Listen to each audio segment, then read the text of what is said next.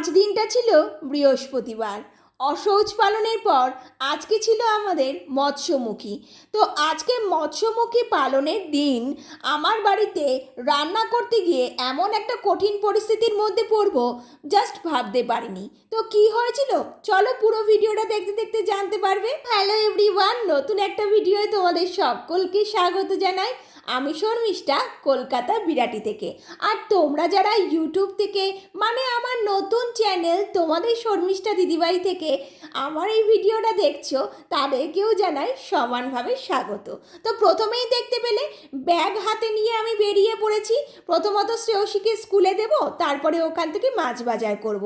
দেখো না পুকুরটা কি সুন্দর লাগছে। তো আজকে দেখতে পেলাম পুকুরের পাশে জাল দিয়ে মাছ ধরছে। তো আমি তো সোজা হেঁটে হেঁটে চলে গেলাম, আর ওনাদের কি জিজ্ঞাসা করলাম সেটা তোমরা নিজেরাই শুনে নাও।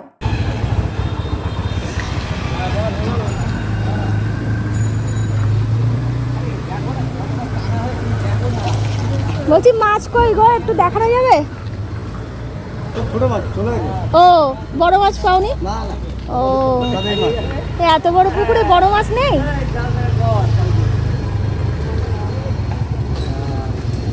যাই হোক, আমি তো ভাবলাম সুন্দর সুন্দর মাছ লাফাচ্ছে দেখতে পাবো, কিন্তু দেখতে পেলাম না। দুর্ভাগ্যবশত সেখান থেকে চলে আসলাম।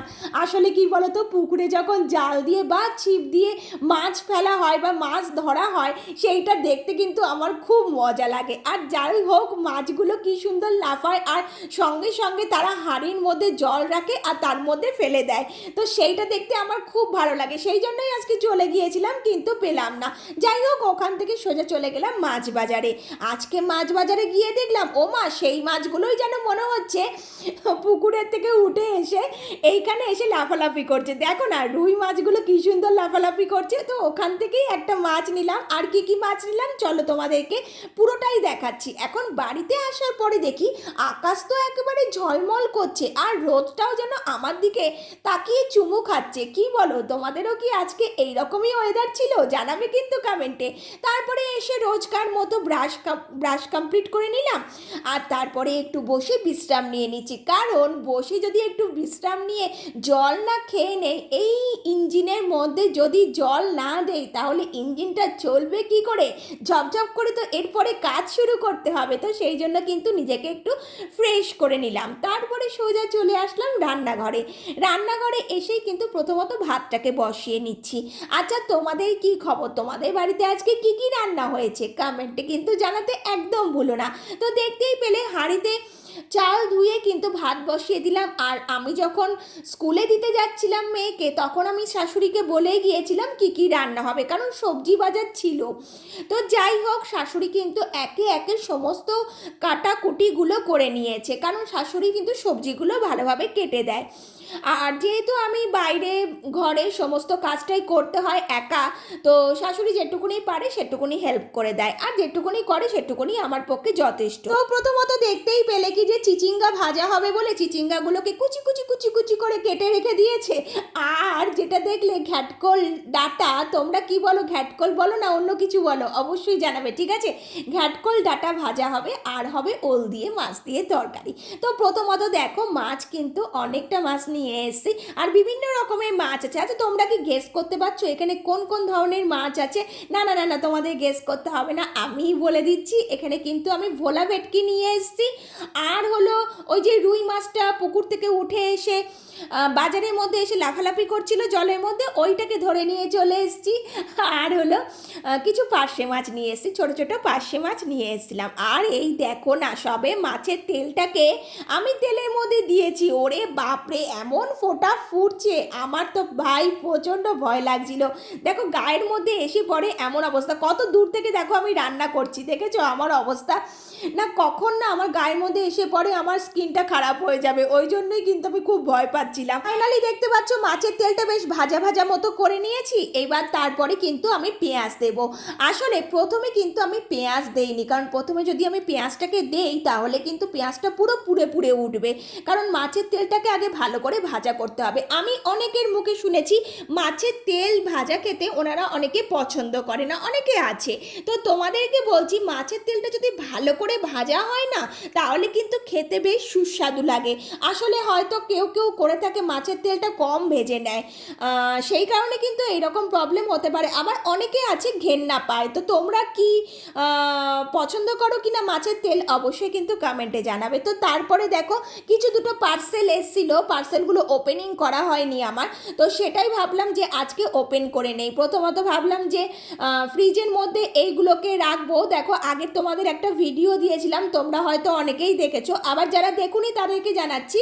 এটা হলো ফ্রিজের মধ্যে রাখার জন্য কিছু বাস্কেট অর্ডার করেছিলাম। তো এর মধ্যে ফল থেকে মিষ্টি থেকে শুরু করে সব কিছু রাখা যায়। তো আমি না ওর মধ্যে ডিম রেখে তোমাদেরকে দেখিয়েছি। তো তোমরা অনেকেই আমাকে কমেন্টে জানিয়েছো যে দিদি ভাই ডিম রাখবে না, ডিম রাখলে কি ওর মধ্যে ঠোকাটুকিতে হয়তো ভেঙে যেতে পারে। তো ডিম রাখার জন্য আলাদা ট্রে কিনতে পাওয়া যায়, তো তুমি সেটা কিনে নিও। থ্যাংক ইউ সো মাচ তোমাদেরকে এত সুন্দর কমেন্ট করার জন্য আর আমার ভুলটা ধরিয়ে দেওয়ার জন্য অসংখ্য ধন্যবাদ তোমাদেরকে। আমি নেক্সট টাইম থেকে এর মধ্যে আর ডিম রাখবো না, অন্য কিছু রাখার চেষ্টা করব, ঠিক আছে?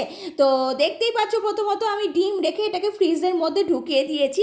তারপরে আবারও চলে গেছি রান্না করতে। একবার রান্না করছি, একবার এ কাজ করছি, একবার ও কাজ করছি। আমি জানি তোমরাও একই কাজ করো, যারা গৃহবধূ, যারা আমার ভিডিওটা দেখছো তোমরাও কিন্তু একটাই কাজেই থেমে থাকো না। একটা কাজ রান্না চাপিয়ে দিয়ে কিন্তু তোমরা অনেক কিছু কাজ করে নাও, সেটা আমার জানা আছে, শুধু আমি একা না। হ্যাঁ, তো তারপরেই দেখতে পেলে আমার চিচিঙ্গা ভাজা কিন্তু হয়ে গেল। মাছের তেল দিয়ে চিচিঙ্গা ভাজা দারুণ হয়েছিল গো। তার সঙ্গে শুকনো লঙ্কা চিবিয়ে খেতে আহা কি স্বাদ লাগে।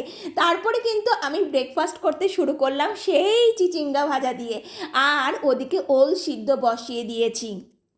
এই মুহূর্তে এমন একটা কাণ্ড ঘটে গেল সে আর তোমাদের কি বলবো। এত জোরে একটা ঝমঝম করে বৃষ্টি শুরু হয়ে গেল।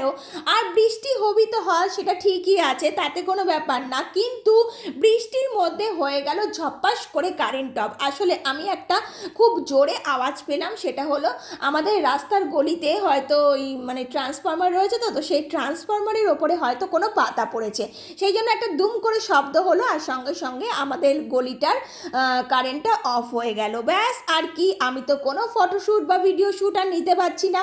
এই দেখো তোমরা দেখতে পাচ্ছ বাইরে কি মুষলধারায় বৃষ্টি হচ্ছে, আর ঘরের ভেতরে মানে রান্নাঘরে আমি কি করছি এই দেখো, আর একটা মোবাইল ছিল সেই মোবাইলটার রিং লাইট বানিয়ে নিয়েছি, ওই আলোতে কিন্তু তোমাদেরকে দেখাচ্ছি। এই দেখাতে দেখাতে তবে বেশিক্ষণ কারেন্টটা অফ ছিল না, এটাই রক্ষে, না হলে তো আমার পুরো সাড়ে সর্বনাশ হয়ে যেত। এই দেখো কারেন্ট আবারও চলে এসছে, কিন্তু কারেন্ট চলে আসলে কি হবে, ও মা আমি কড়ার দিকে তাকিয়ে দেখি কড়া তো প্রায় পুড়ে পুড়ে যাওয়ার মতো অবস্থা হয়েছে। তার কারণ কারেন্ট অবস্থায় আমি যে মাছ ভাজছিলাম সে মাছটা কতটা ভাজা হচ্ছে আর কতটা কি হচ্ছে আমি ঠিকমতো বুঝতেও পারিনি, সেই জন্য কড়ার গায়েটা কীরকম একটা দাগ পড়ে গিয়েছে, কিছু মনে করো না। এই দেখো বলতে বলতে কিন্তু আমার মাছের ঝোল রেডি হয়ে গিয়েছে। এরপরে এই যে ঘাটকোল ডাটা বললাম না তোমাদেরকে আগে, তো এই ঘাটকোল ডাটা কিন্তু আমি চাপিয়ে দিলাম সিদ্ধ। এটা একটুখানি সিদ্ধ করে একটু রসুন ফোড়ন আর লঙ্কা ফোড়ন দিয়ে যদি ভাজা ভাজা করা যায় না বেশ খেতে লাগে, আর তার সঙ্গে যদি একটু চিংড়ি মাছ পড়ে তাহলে তো আর কোনো গল্পই থাকে না।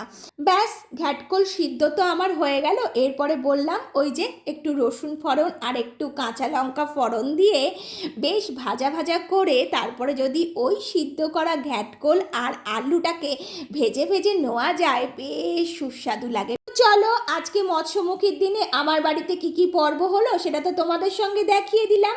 আবার নেক্সট কোনো ভিডিওতে তোমাদের সঙ্গে আবারও দেখা হবে, এই রকম বক বক করে তোমাদের কান ঝালাপাড়া করে দেবো। আর আমার ভিডিও এত মন দিয়ে শোনার জন্য, তার জন্য তোমাদেরকে অসংখ্য ধন্যবাদ, মন থেকে ভালোবাসা। চলো আজকের ভিডিও তাহলে এখানেই শেষ করি, টাটা বাই।